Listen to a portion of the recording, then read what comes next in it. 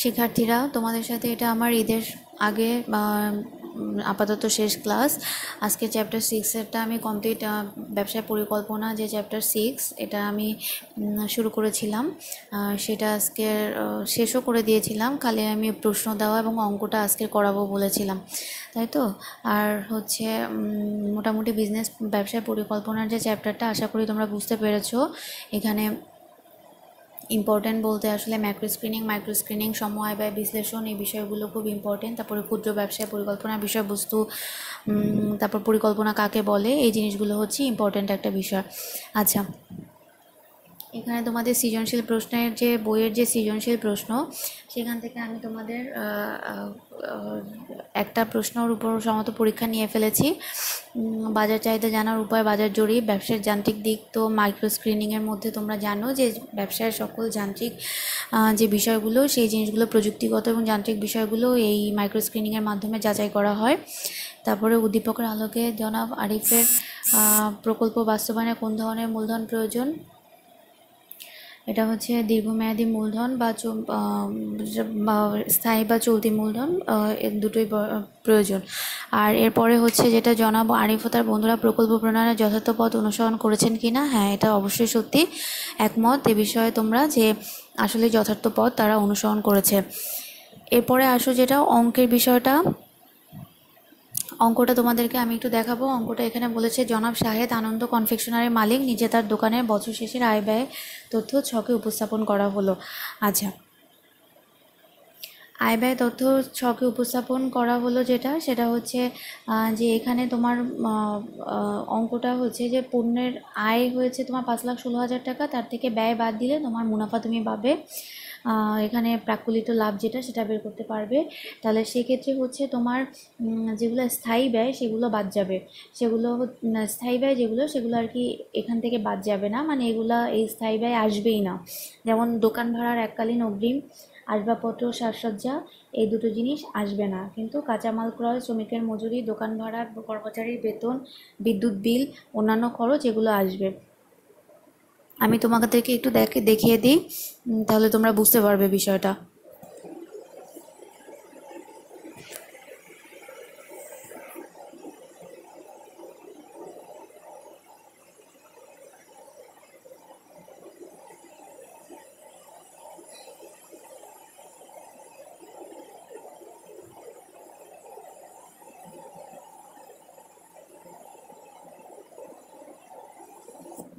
এখানে যে অঙ্কটাতে যে জিনিসগুলো মানে ইনক্লুডেড হবে, যেমন কাঁচামাল ক্রয়, শ্রমিকের মজুরি, দোকান ভাড়া, বেতন, বিদ্যুৎ বিদ্যুৎ বিল, অন্যান্য খরচ। আচ্ছা, আসবাবপত্র, সাজসজ্জা, তারপরে দোকান ভাড়ার জন্য এককালীন যে অগ্রিম, এই জিনিসগুলো আসবেই না টোটালি, কারণ এগুলো হচ্ছে স্থায়ী ব্যয়, এগুলো চলতি ব্যয় না। তাহলে পণ্য বিক্রয়ের থেকে তোমার যেগুলো বাদ যাবে, সেগুলো আয় থেকে যে ব্যয়গুলো বাদ যাবে, সেগুলো হচ্ছে 5,16,000 থেকে তোমার বাদ যাচ্ছে টোটাল 5,16,000 থেকে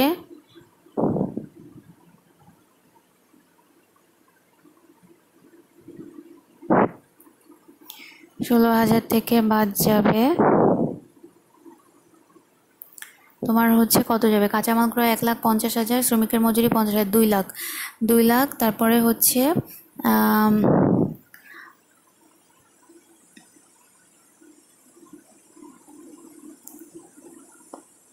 তারপর কই গেল, 2 লাখ, 2,60,000, তাহলে হচ্ছে 60 আর 36, 2,96,000, 2,96,000 আর 12 হচ্ছে 3,08,000, 3,08,000, আর তার সাথে 8,000 যোগ করে 3,16,000।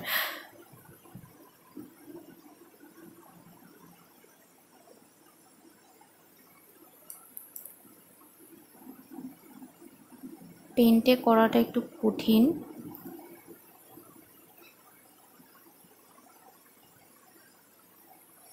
16,000, তার মানে হচ্ছে টোটাল, তাহলে প্রাকলিত লাভ হচ্ছে 2 লাখ টাকা।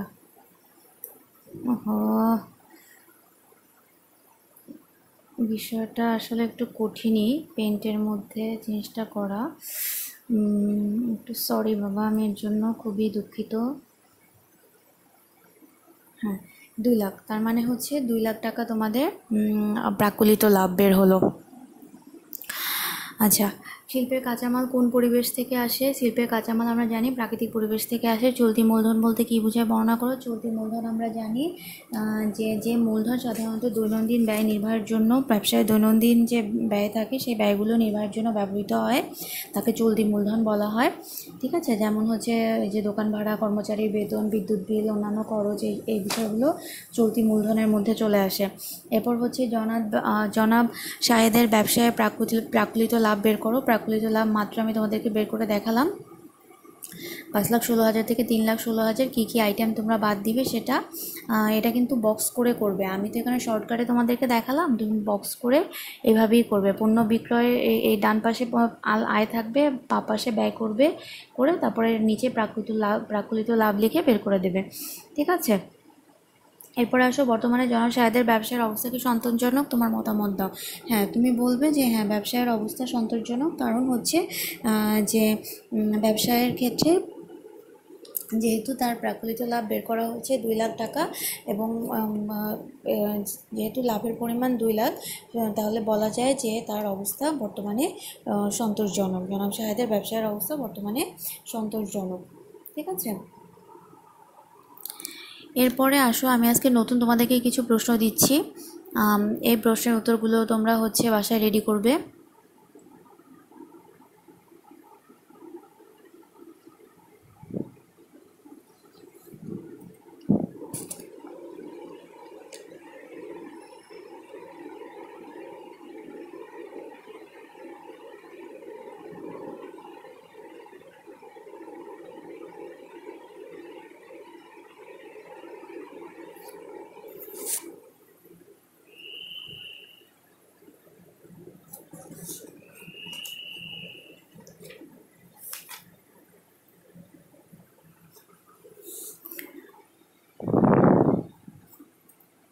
দেখো, বলেছে রায়হান 5 বছর পর ইতালি থেকে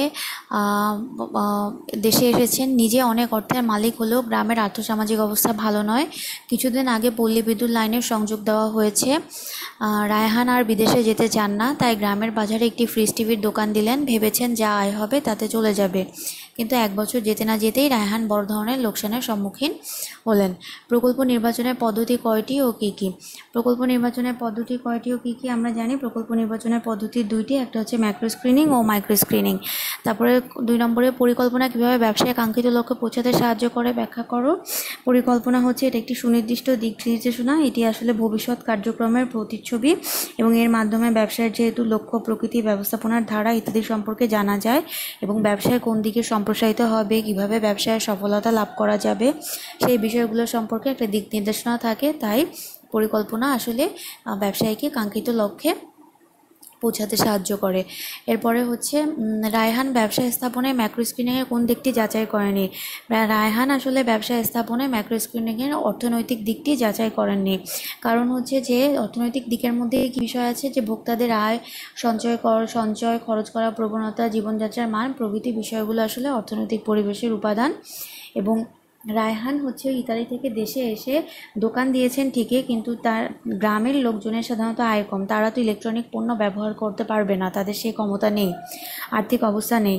তাহলে সেক্ষেত্রে তার ব্যবসায় কোনোভাবেই লাভ হওয়ার কোনো সম্ভাবনা নেই। ইলেকট্রনিক পণ্যগুলোর দাম বেশি থাকায় যেহেতু গ্রামের লোকজন ব্যবহার করতে পারছে না, তাই রায়হানের অবশ্যই এখানে ইলেকট্রিক পণ্যের দোকান দেওয়াটা উচিত হয়নি। তাহলে অর্থনৈতিক দিকটি বিবেচনা করেনি, আর ভোক্তাদের আয়, সঞ্চয়, খরচ, এই বিষয়গুলো অর্থনৈতিক দিকের মধ্যে থাকে। এরপরে ঘ নম্বরে বলেছে বর্তমান অবস্থার পরিপ্রেক্ষিতে রায়হানের করণীয় বিশ্লেষণ করো। রায়হানকে কী করতে হবে? রায়হানের ব্যবসায় পরিবর্তন করতে হবে, বা ব্যবসায়ের স্থান পরিবর্তন করতে হবে।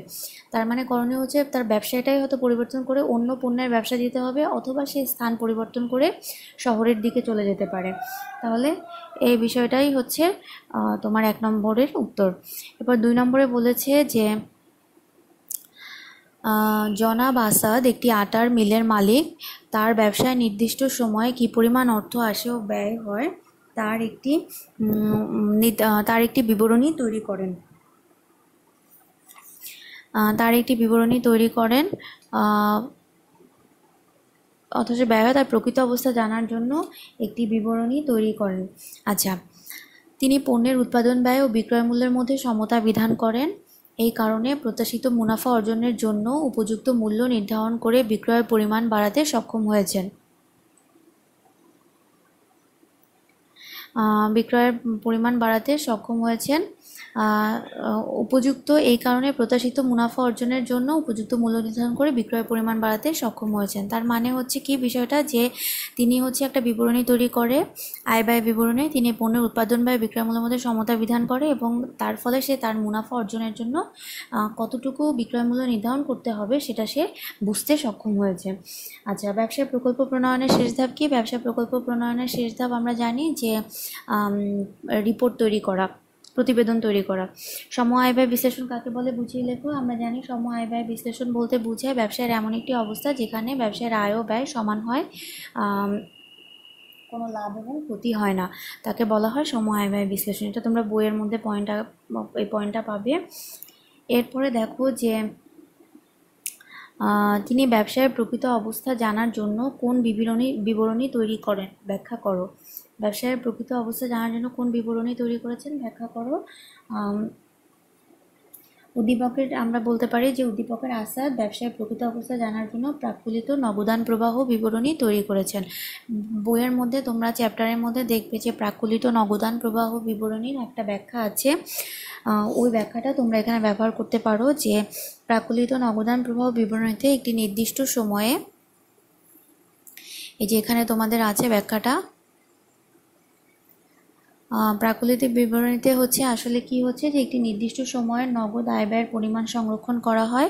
এটি দৈনিক, সাপ্তাহিক ও মাসিক ভিত্তিতে সংরক্ষণ করা যেতে পারে এবং এর মাধ্যমে কি ব্যবসায়ের নগদের প্রকৃত অবস্থা জানতে পারা যায়। আচ্ছা, তার মানে হচ্ছে কি এই বিবরণীতে নির্দিষ্ট সময় কী পরিমাণ নগদ আসছে এবং কী পরিমাণ ব্যয় হচ্ছে তা আসলে সংরক্ষণ করা হচ্ছে। এরপরে তোমরা কি করবে, তোমরা হচ্ছে উদ্দীপকের সাথে এটাকে রিলেট করবে, সম্পর্কযুক্ত করবে। যেমন এরপরে বলবে যে উদ্দীপকের জনাব আসাদ, লাস্টের পাড়ায় বলবে যে জনাব আসাদ মিল পরিচালনার জন্য প্রতিনিয়ত যেহেতু খরচ করে এবং তার এই আয় ব্যয় নগদ অর্থে যেহেতু সংগঠিত হয়, সুতরাং আসাদকে নগদ অর্থের লেনদেনগুলো সুষ্ঠুভাবে তালিকাবদ্ধ করতে হয় বিধায় তিনি কি করেন, কি পরিমাণ নগদ অর্থ আসছে এবং কি পরিমাণ নগদ অর্থ চলে যাচ্ছে তা জানার জন্য প্রাক্কলিত নগদান প্রবাহ বিবরণী তৈরি করেন। তাই বলা যায় যে জনাব আসাদ ব্যবসায় নগদ অর্থের পরিমাণ জানার জন্যই প্রাক্কলিত নগদান প্রবাহ বিবরণী তৈরি করে থাকেন। আর এই যে দেখো আগের প্রশ্ন, যে সম আয় ব্যয় বিশ্লেষণ, এখান থেকে 2 মার্কের জন্য তোমরা দেখবে যে এটা এমন একটি অবস্থা যেখানে আয় ব্যয় সমান। অন্য কথায় বলা যায় এটি ব্যবসায়ের এমন রকম পর্যায়ে যখন আসলে লাভও হয় না আবার ক্ষতিও হয় না। আরও পরিষ্কারভাবে যদি বলো তাহলে সেটা হচ্ছে যে পরিমাণ পণ্য বিক্রয় করলে মোট বিক্রয় মূল্য মোট ব্যয়ের সমপরিমাণ হয় তাকে সম আয় ব্যয় বলে থাকে, আর যে বিন্দুতে সমান আয় ব্যয় সমান হয় তাকে সম আয় ব্যয় বিন্দু বলে। আচ্ছা, তার ব্যবসায়ের সঠিক মূল্য নির্ধারণের যথার্থতা বিশ্লেষণ করো। তার ব্যবসায়ের সঠিক মূল্য নির্ধারণের যথার্থতা বিশ্লেষণ করতে বলেছে, তাহলে সেটা করতে গেলে তোমাকে কি করতে হবে, যে উদ্দীপকের জনাব আসাদ সম আয় ব্যয় বিশ্লেষণের মাধ্যমে পণ্যের সঠিক মূল্য নির্ধারণ করতে পারে। তার সঠিক মূল্য নির্ধারণের এটা আসলে একটা গুরুত্বপূর্ণ উপায়, যেটাকে বলা হয় সম আয় ব্যয় বিশ্লেষণ। এবং সম আয় ব্যয় বিশ্লেষণের মাধ্যমে কি করতে পারছে, তিনি বিক্রয় বাড়াতে সক্ষম হয়েছেন, তাই তো। তিনি পণ্যের উৎপাদন ব্যয় ও বিক্রয় মূল্যের মধ্যে সমতা বিধান করেন, আয় আর ব্যয়ের মধ্যে সমতা বিধান করেন, মানে সম আয় ব্যয় বিশ্লেষণ তৈরি করেছেন। এই কারণে মুনাফা অর্জনের সুযোগ হয়েছে। আচ্ছা, উদ্দীপকের জনাব আসাদ সম আয় ব্যয় বিশ্লেষণের মাধ্যমে পণ্যের সঠিক মূল্য নির্ধারণ করায় ব্যবসায়ের সফলতা এসেছে বলে আমি মনে করি। আর সম আয় ব্যয় বিশ্লেষণ ব্যবসায়ের এমন একটি অবস্থা যেখানে প্রতিষ্ঠানের আয় ব্যয় সমান হয়, এর মাধ্যমে জানা যায় কি পরিমাণ পণ্য বিক্রি করলে ব্যবসায় লোকসান হবে না। এছাড়া এই বিন্দু বিশ্লেষণের মাধ্যমে পণ্যের মূল্য বিক্রির পরিমাণ নির্ধারণ করা সহজ হয়ে থাকে। আর এখন এরপরের প্যারাতে এসে তুমি আসলে উদ্দীপকের সাথে এটাকে কানেক্ট করবে। সেটা কিভাবে করতে পারো, যে উদ্দীপকে আসাদ একজন ব্যবসায়ী, তিনি সঠিক মূল্য নির্ধারণ করেন এবং তিনি ব্যয় এবং আয়ের মধ্যে সমতা বিধান করেন, এবং এই পদ্ধতিকে বলা হয় সম আয় ব্যয় বিশ্লেষণ পদ্ধতি। সম আয় ব্যয় বিশ্লেষণ করার মাধ্যমে আসলে আসাদ জানতে পারেন যে তার কোন বিন্দুতে আসলে সম আয় ব্যয় বিন্দু হচ্ছে, এবং সেই বিন্দুর থেকে বেশি যদি সে উৎপাদন করে সেক্ষেত্রে তার মুনাফা হবে, এবং সেই বিন্দুর থেকে যদি কম উৎপাদন করে তাতে হচ্ছে কি মুনাফা কম হবে। কি পরিমাণ পণ্য উৎপাদন করলে ও মূল্য নির্ধারণ করলে ব্যবসায় লাভ ক্ষতি হবে এ সম্পর্কে জানা যাবে। এই বিন্দুর বেশি বিক্রয় করলে ব্যবসায় লাভ হবে, আর যদি কম করো তাহলে হচ্ছে কি হবে, ক্ষতি হবে, যার ফলে সঠিক পণ্য মূল্য নির্ধারণ করা যায় আর এতে লোকসানের সম্ভাবনাটা আসলে কি হয়, কমে যায়। তাহলে আমরা বলতে পারি যে হ্যাঁ, তার ব্যবসায় সঠিক মূল্য নির্ধারণের করাটা যথার্থ হয়েছে। এরপরে আসো যে জনাব শাহেদ একজন কলম প্রস্তুতকারী, বর্তমানে প্রতিষ্ঠানের স্থায়ী ব্যয় 2 লাখ টাকা, একক প্রতি পরিবর্তনশীল। এটা একটা অঙ্ক, আমি একটু আগে যে বইয়ের যে অঙ্কটা দেখিয়েছি সেটা এক ধরনের অঙ্ক, যেটা হচ্ছে ওই যে তোমাদের চার্টের মধ্যে আমি করে তোমাদের এই যে পেইন্টের মধ্যে করে দিয়ে দেখালাম, এটা এক ধরনের অঙ্ক আসতে পারে। আবার আসতে পারে যে এই ধরনের অঙ্ক যেটা এখন আমি দিব, যে এই টাইপের অঙ্ক আসতে পারে যে কিভাবে তোমার বের করতে হয়, কত একক উৎপাদন করলে লাভ হবে, কত একক উৎপাদন করলে সম আয় ব্যয় বিন্দু হবে, এরকম আর কি। জনাব শাহেদ একজন কলম প্রস্তুতকারী, বর্তমানে প্রতিষ্ঠানের স্থায়ী ব্যয় 2 লাখ টাকা, একক প্রতি পরিবর্তনশীল ব্যয় ও একক প্রতি বিক্রয় মূল্য হচ্ছে যথাক্রমে 6 টাকা ও 10 টাকা। তিনি এবার প্রতিষ্ঠানটিকে কি করতে চায়, আধুনিক করতে চায়। তার ধারণা স্থায়ী ব্যয় বেড়ে মোট 2,50,000 টাকা এবং চাহিদার পরিমাণ বেড়ে 70,000 একক হবে। একক প্রতি পরিবর্তনশীল ব্যয় ও একক প্রতি বিক্রয় মূল্য আগের মতোই থাকবে। মানে 2 লাখ টাকা হচ্ছে নর্মালি বর্তমান স্থায়ী ব্যয়, কিন্তু যদি সে আধুনিকীকরণ করতে যায় তাহলে তার স্থায়ী ব্যয় বেড়ে হবে 2,50,000 টাকা, যেটা সম্ভাব্য ব্যয়। ঠিক আছে, আর একক প্রতি পরিবর্তনশীল ব্যয় আর একক বিক্রয় মূল্য কি থাকবে, অপরিবর্তিত থাকবে। ব্যবসায়ের চলতি মূলধন কি, ব্যবসায়ের চলতি মূলধন বলতে কি বুঝো আমরা জানি। ব্যবসায়ের চলতি মূলধন হচ্ছে যে মূলধনের মাধ্যমে কি করা হচ্ছে, যে ব্যবসায়ের দৈনিক যে ব্যয়গুলো নির্বাহ করা হচ্ছে তাকে চলতি মূলধন বলা হয়। এরপরে বলেছে যে কত একক কলম উৎপাদন করলে লাভ হবে না, ক্ষতিও হবে না, মানে তোমাকে সম আয় ব্যয় বিন্দুটা বের করতে হবে। এটা আমি তোমাদেরকে যে এখানে দেখো করে দেখিয়ে দিয়েছি যে সম আয় ব্যয় বিন্দু কীভাবে বের করতে হয়। তোমার হচ্ছে সূত্রটা হচ্ছে স্থায়ী ব্যয় ডিভাইডেড বাই একক প্রতি বিক্রয় মূল্য আর একক প্রতি পরিবর্তনশীল ব্যয়। আমরা দেখেছি যে বইয়ের অঙ্কের মধ্যে আছে স্থায়ী ব্যয় 2 লাখ টাকা, আর একক প্রতি বিক্রয় মূল্য আছে 10 টাকা, আর একক প্রতি পরিবর্তনশীল ব্যয় আছে 6 টাকা। তার মানে হচ্ছে 2 লাখ টাকাকে তুমি 4 টাকা দিয়ে ভাগ করবে, তাহলে 50,000 একক। তাহলে তোমাকে লিখতে হবে, এটাকে কথায় আবার লিখতে হবে যে যদি জনাব শাহেদ 50,000 একক উৎপাদন করেন, শাহেদ যদি 50,000 একক উৎপাদন করে তাহলে কি হবে না, লাভও হবে না, ক্ষতিও হবে না। ঠিক আছে, সম আয় ব্যয় বিন্দু হবে, 50,000 এককে লাভও হবে না, ক্ষতিও হবে না, এটা একটা লাইনটা লিখে দিতে হবে। ঠিক আছে, এটার সম আয় ব্যয় বিন্দু করে সূত্র, এটা মুখস্থ করে ফেলবে। স্থায়ী ব্যয়কে ভাগ করতে হবে একক প্রতি বিক্রয় মূল্য দিয়ে, বিক্রয় মূল্য মাইনাস একক প্রতি পরিবর্তনশীল ব্যয় দিয়ে। এই গেল হচ্ছে ক্ষয়ের আনসার। এরপরে গ নম্বরে বলেছে দেখো,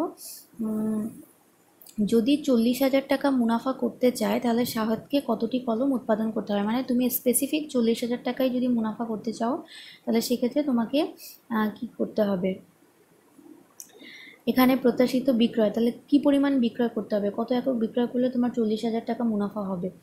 তাহলে তোমার সূত্রটা হচ্ছে স্থায়ী ব্যয় যোগ প্রত্যাশিত মুনাফা। প্রত্যাশিত মুনাফা কত, তোমার প্রশ্নের মধ্যে বলা আছে 40,000 টাকা মুনাফা, তাহলে প্রত্যাশিত মুনাফা হচ্ছে 40,000, আর ডিভাইডেড বাই হচ্ছে কত, একক প্রতি বিক্রয় মূল্য মাইনাস একক প্রতি পরিবর্তনশীল ব্যয়। একক প্রতি বিক্রয় মূল্য মাইনাস একক প্রতি পরিবর্তনশীল ব্যয়, তাহলে হচ্ছে 2 লাখ যোগ 40,000, 2,40,000কে 4 টাকা দিয়ে ভাগ করলে 60,000 একক। তাহলে তোমাকে এখন এখানে কথাই লিখতে হবে যে যদি জনাব শাহেদ 60,000 একক কলম উৎপাদন করে তাহলে 40,000 টাকা মুনাফা পাওয়া সম্ভব। ঠিক আছে, কথায় কিন্তু অবশ্যই লিখতে হবে। যদি 40,000 টাকা মুনাফা করতে চায় তাহলে শাহেদকে 60,000 কলম উৎপাদন করতে হবে। এরপরে বলেছে যে সম্ভাব্য স্থায়ী ব্যয়ের 20% মুনাফা করতে চাইলে কতটি কলম উৎপাদন করতে হবে। সম্ভাব্য স্থায়ী ব্যয়ের 20%, আমরা সম্ভাব্য স্থায়ী ব্যয় এখানে ধরেছি কত, 2,50,000 টাকা অঙ্কের মধ্যে, তাই না?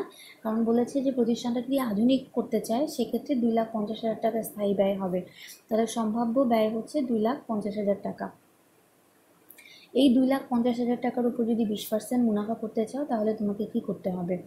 তাহলে সম্ভাব্য ব্যয়ের উপর 2,50,000 টাকা যদি মুনাফা করতে চাও তাহলে সেটা হবে,